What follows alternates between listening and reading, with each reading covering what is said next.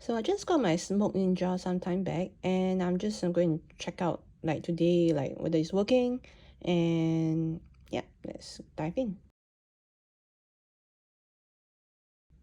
So this is how it looks like once you open it up.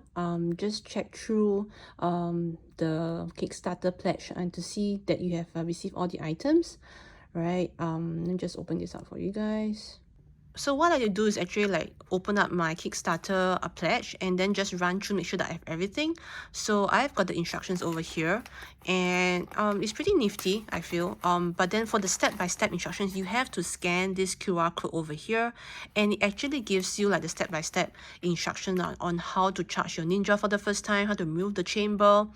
And you know, a lot of people were asking the Facebook group like what these items are. I think it's useful to refer to like the menu.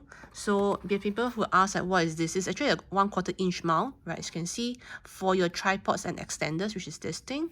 And then it also gives you like a magnetic mount as well, which is this one, for metal surfaces, right? So I think it's pretty useful to just like run through everything. And then if you're using it for the first time, you would have to basically remove this tape over here, right?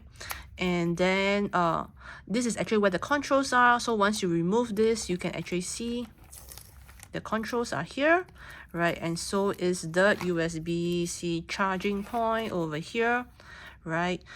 So yeah, I'm just going to give it a go and see whether it's working.